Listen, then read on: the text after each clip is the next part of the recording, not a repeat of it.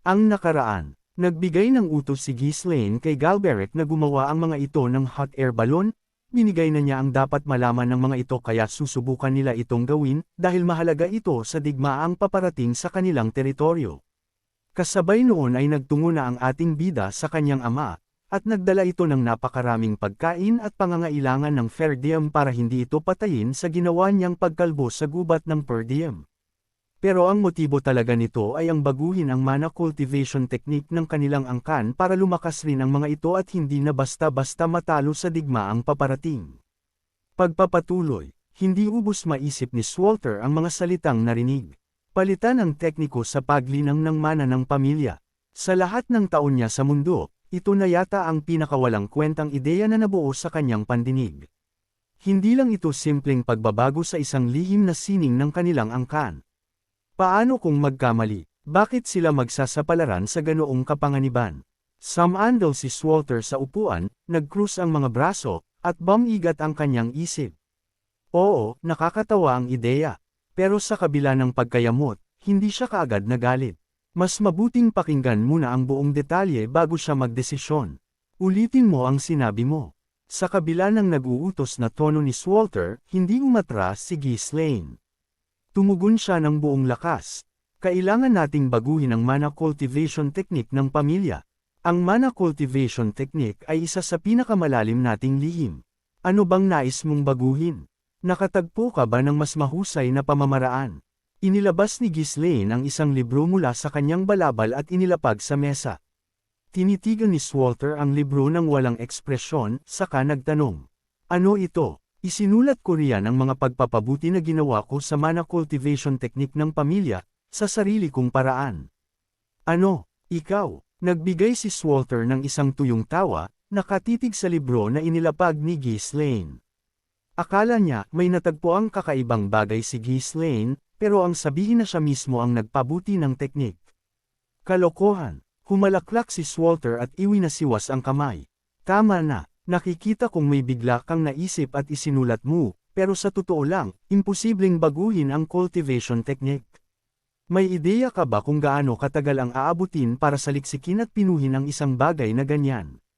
Hindi man lang inisip ni Swalter na tapos na ang ginagawa ni Ghislaine. Inakala niyang isang draft pa lang ito at gusto siyang makipag-ugnayan para sa pag-aaral. Kaya't tinanggihan niya, iniisip na masasayang lang ang oras, ngunit umiling si Ghislaine. Hindi ko kayo inaanyayahang magsaliksik. Tapos na ang pagpapabuti ko sa pamamaraan ng ating pamilya. Ha! At inaasahan mong magsanay kami gamit ang isang bagay na hindi pa napatunayan. Sapat na itong napatunayan ko, sabi ni Ghislaine.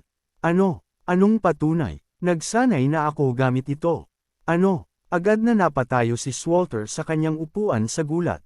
Hindi lang sinubak ni Ghislaine ang delikadong pagbabago sa mana cultivation technique, kundi ginamit niya rin ito sa sarili. Ito ay kabaliwan, hindi maikakailang patunay ng kamangmangan ng isang hanggal. Ikaw, ayos lang ba ang katawan mo? Oo, walang problema. Bukod pa rito, natapos ko na ang pagpapabuti ng teknik matagal na. Nakita niyo naman ang aking kakayahan sa giyera, hindi ba? Lahat iyon ay dahil sa pinabuting pamamaraan ng paglinang ng ating pamamaraan. Hindi kaagad nakasagot si Swalter.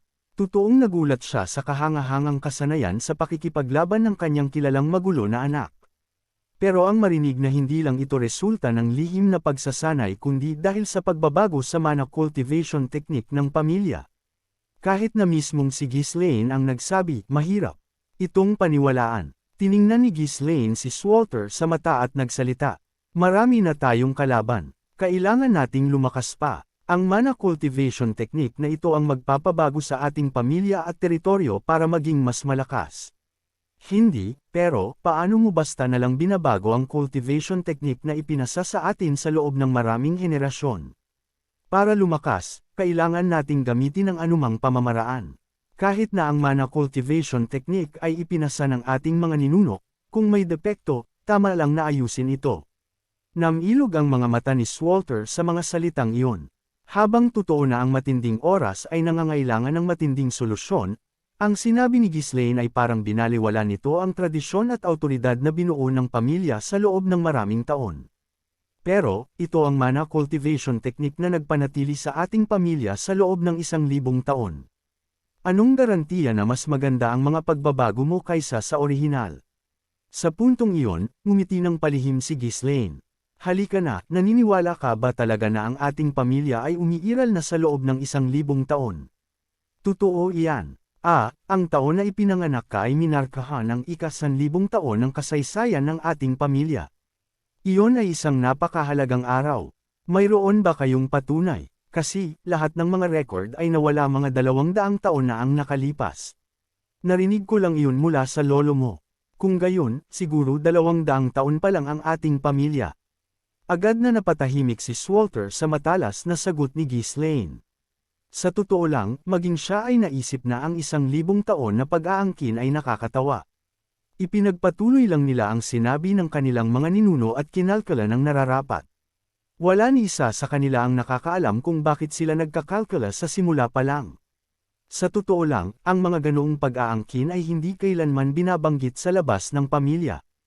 Ang paggawa nito ay mag-aanyaya lamang ng pangungutya. Sa halip, ipinasa at itinuro lamang nila ang kwentong ito sa loob ng pamilya, nagpapalaki ng pakiramdam ng pagmamalaki. Bumantong hininga si Ghislaine at nagsalita. Ang 1,000 taon ay parang isang founding myth. Walang paraan na totoo iyan.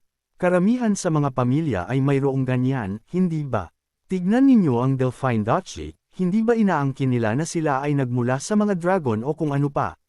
Well, totoo yan, pero huwag masyadong bigyan ng kahulugan ang mga ganoong bagay. Sa totoo lang, kung 1,000 taon man o 200 taon, ano ang pinagkaiba? Kapag sumiklab ang gyera, lahat ay mamamatay. Walang duda na may pinaplano si Count Desmond. Oo, totoo yan. Naiintindihan ni Swalter ang ibig sabihin ng mga salita ni Ghislaine.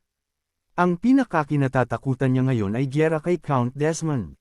Nagawa lang nilang patatagin ang kanilang sitwasyon, na kung saan si Marquess ng Branford ay nagbubulag-bulagan habang nagsisilbing tagapag-alaga ng kanyang anak.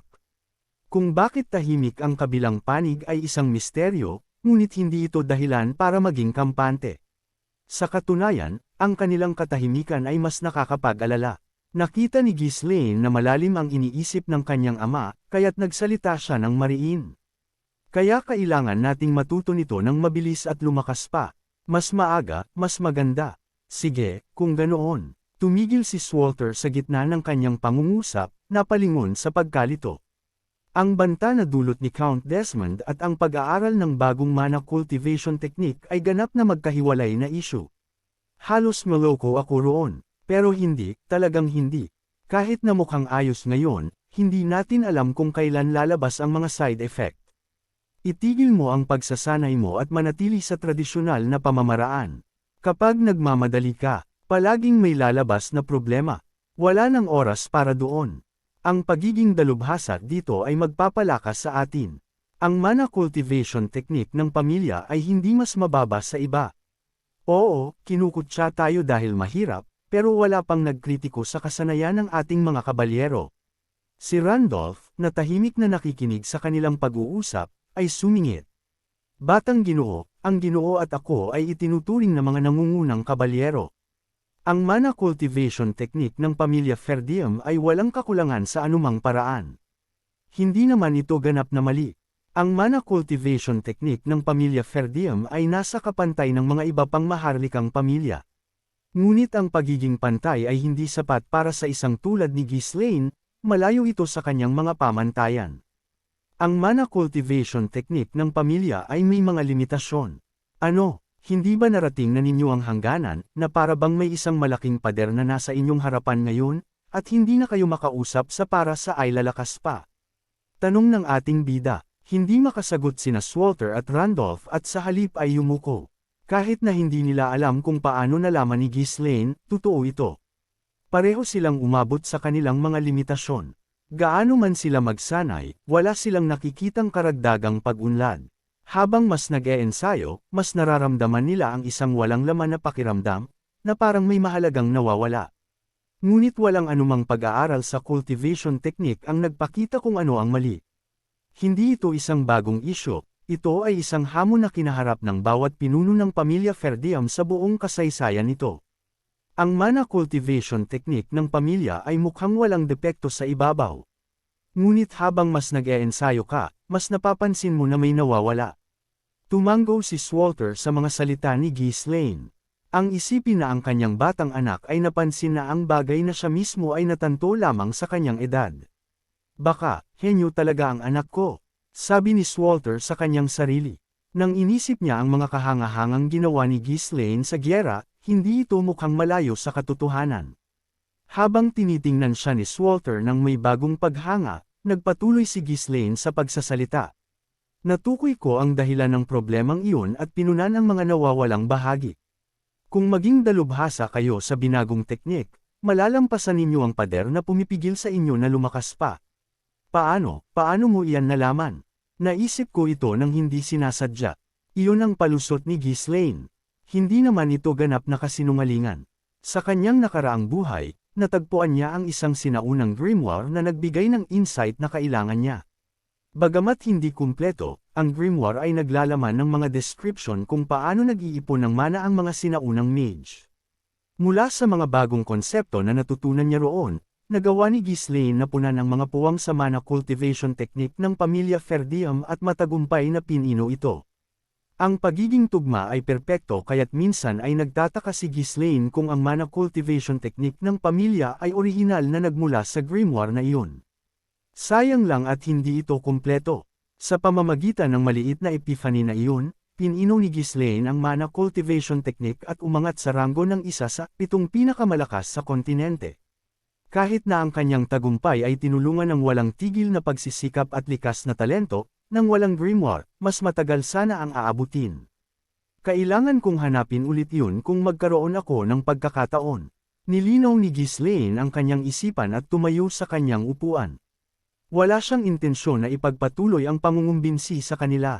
Itinuro niya ang problema at nag-alok ng solusyon.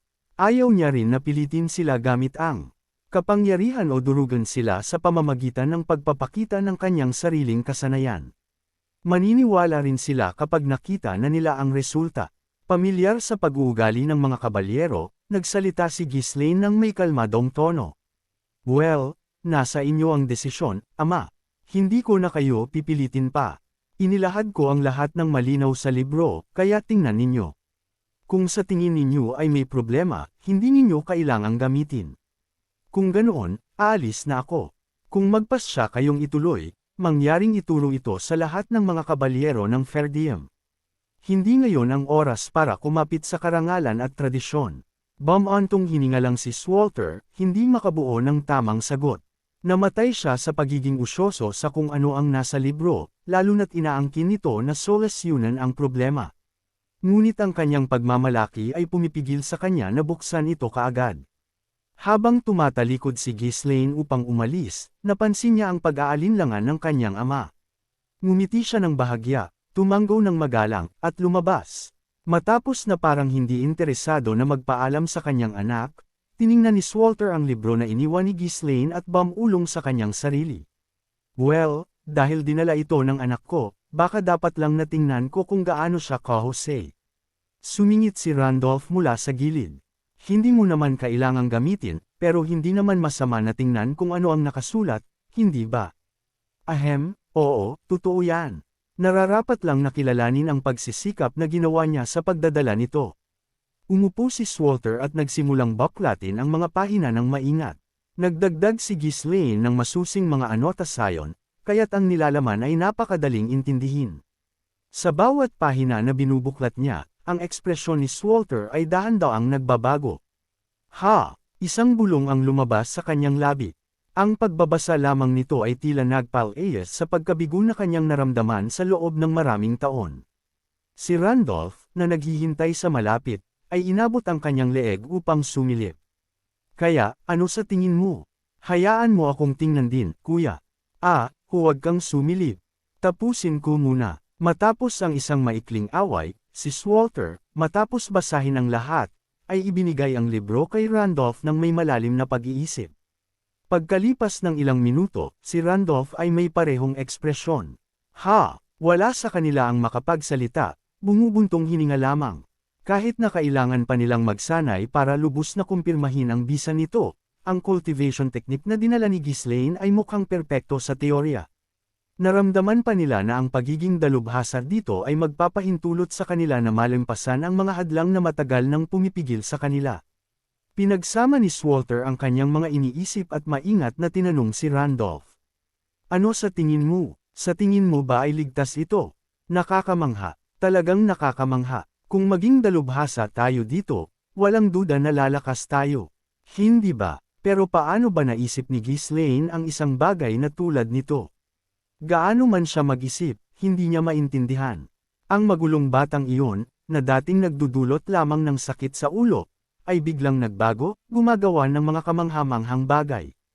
Kahit na anak niya ito, nahihirapan si Swalter na maniwala na sila ay parehong tao. Gayunpaman, itinaas ni Randolph ang isang kilay, tumugon na parang walang bigat ang tanong. Baka nagkaroon siya ng isang uri ng kaliwanagan, o baka nagkaroon siya ng swerte. Pero hindi yun ang totoong isyu ngayon. Ang mahalaga ay kung paano natin haharapin ito. Pero hindi ba ito talagang delikado? Ang panandaliang pagpapa-explode ng mana ay maaaring risky. Ngunit hanggat nananatiling malusog ang katawan, ayos lang. Kailangan pa natin itong bantayan, pero sa teorya, walang problema. Oo, sa teorya. Pero, walang problema, na iyon ang mas nag-aalala sa akin. Kahit na nagsasalita siya, hindi maalis ni Swalter ang pag-aalinlangan sa kanyang dibdib. Anumang bagay na kinasasangkutan ni Ghislaine ay laging nagbubunga ng magandang resulta, ngunit ang proseso ay palaging masakit. Habang nag-aalinlangan si Swalter, hindi makapagdesisyon, sinundot siya ni Randolph mula sa gilid. Kuya, ano ang dapat isipin ng matagal? Hindi ba tayo ang pinakamalakas sa fair diem? Kung sa tingin nating dalawa ay ayos lang, kung gayon ay ayos lang ito. Pero ito ay isang bagay na nilikha ng batang iyon, kaya gaano man kalakas ang batang Ginoo, posible ba na mas malakas siya kaysa sa atin? Mayroon tayong pananaw na kasama sa edad. Bukod pa rito, tila ang mapanirang kapangyarihan ng mana cultivation technique na ito ang nag-ambag sa bisa nito sa gyera. Sa mga salitang iyon, ipinikit ni Swalter ang kanyang mga mata, muling lumubog sa pag-iisip. Sinikap ni Randolph na itago ang kanyang kaba habang naghihintay sa desisyon ni Swalter. Sa totoo lang, ang kanyang puso ay sumisigaw na magsimulang magsanay sa pinabuting cultivation technique kaagad at lampasan ang kanyang mga limitasyon. Matapos mag-isip ng matagal, sa wakas ay nagsalita si Swalter, na parang gumagawa ng isang kompromiso. Magsasanay tayo ng paunti-unti, dahan-daw ang pagdaragdagan ng mga yugto. Kung may maramdaman tayong kakaiba, titigil tayo kaagad. Nang marinig iyon, kinuyam ni Randolph ang kanyang mga kamao at ngumiti ng malaki. Eksakto, kung may maramdaman tayong mali, titigil tayo. Ang hindi nila alam ay sadyang iniwan ni Ghislaine ang isang kritikal na detalye. Kapag sinimulan mo ang mana cultivation technique na ito, hindi ka na makakatigil. Ito ang kanilang kamalasan na wala silang karanasan para matanto ito. Tumango pa si Swalter at tumayo. Sige, subukan natin. Tawagin ang lahat ng mga kabalyero. Walang masama kung tayong lahat ay lumakas ng mabilis. Sa isang sandali, isang hindi maipaliwanag na lamig ang tumakbo sa kanilang mga gulugod. Ngunit hindi na nila ito pinansin at susubukan na nilang gawin ang bagong pamamaraan na dinala ng ating bida. Abangan! Kung nagustuhan po ninyo ang aking recap, huwag sana ninyong kalimutan ang mag-like o mag-comment. Maraming salamat!